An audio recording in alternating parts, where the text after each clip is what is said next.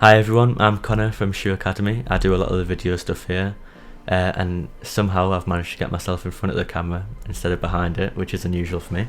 But I thought since it's my video, I'll take you through my favourite features of the Adobe Creative Cloud Suite. So my first top feature of the Adobe Creative Cloud is the amount of free presets and plugins you can get for both Premiere, After Effects and even Photoshop. My favourite presets for Premiere are probably my transition packs that I've got. I downloaded them from somewhere on the internet. They're really easy to find, but it just allows you to do quick transitions into the next clip. I've got some glitch effects on there, I've got some cool swipey and slidey effects on there as well. It just makes life so much easier as an editor. It is a bit of a cheat, but it makes life so much quicker, so much easier, and it's something every editor should have. If you're doing low level stuff, if you're doing high level stuff like films and stuff, you're not watching this video for a start, but then you should be making your own probably. Another thing I like about the Adobe Creative Cloud Suite is that everything's synchronized. I'm sure there's a way they use a marketing term for it, but every file is compatible with every program to an extent, if that makes sense. So one way I like to use it is I'll make something in Photoshop, just a still image, and I'll be able to put it into Premiere and then animate that still image. I've got one example that I'll put on the screen here. For this example, which I'm showing you now, I took a static image that I'd made in Photoshop, took it into Premiere and used keyframing to move the bars that you see about and just animate everything that you see on screen. Now this next tool that I'm telling you about is actually one of my favourite things that I've found out on After Effects. I only found out about it recently, but it has changed how I think about video and gave me so much more creativity and ideas for going and creating content. So the tool I'm talking about is the roto brush tool. It's really simple to use actually. You just trace over the person or the object that you want to track and cut out, and it does it all for you. The best way to describe it is probably like a green screen effect or a chroma key effect, but without the green screen. It's really mad how it does it. I think it uses AI, really clever stuff, but it makes it so much more accessible for people like me and you. There's something like this which is now in Photoshop as well. It's literally just the remove background tool. For so many years I have been creating graphics, and I have been having to outline everyone using the refine brush tool if I want to remove someone from a background. Now there's just a simple button that says remove background, and it takes away all that pain and makes creating graphics for social media or whatever you're using them for so much easier.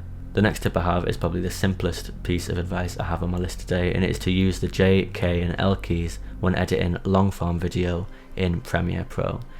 Basically what these keys do is they speed up, slow down and reverse your video, which means if you're editing a really long form piece of content and you want to pick out certain parts where you want to put a graphic or you want to change camera angle, for example, it is really helpful to speed up the playback, and you can obviously still hear what's going on, but it means you don't have to watch the full thing from start to finish.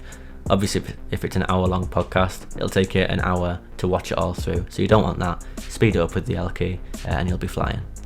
My final tip for today's video is the Content Aware Fill tool in Photoshop. It's a tool which allows you to take away small defects from a photo. For example, a leaf from the floor if you didn't want the leaf in the photo, or a spot on your face. It can remove everything, and I'm going to take you through a demonstration of it now. So I've just grabbed a little photo off the internet of this man on the bench. This tool that I've talked about, the Content Aware tool, it can't just take people's heads away, but we can give it a go if you want. So yeah, it can't do stuff like that. What it can do is, you see these little leaves down here or anything, it can just fix up everything. This probably isn't the best example. I'll use these little marks in his face, for example here. Fill, Content Aware, sorted.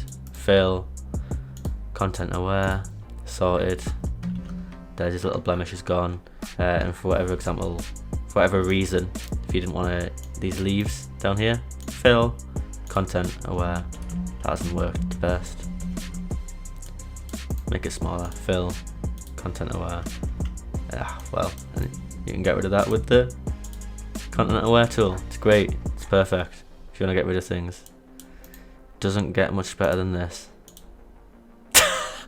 Perfect. Well, you get the point. It can take away small things. Really cool. One of my favourite things if I am editing photos like this and I want to remove small little things. Give it another go.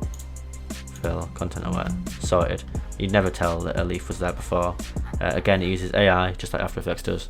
So yeah, So that's it. I hope you learned something today. If you couldn't tell, really hated being in front of camera. However, I did it for you. Hope you learned something today.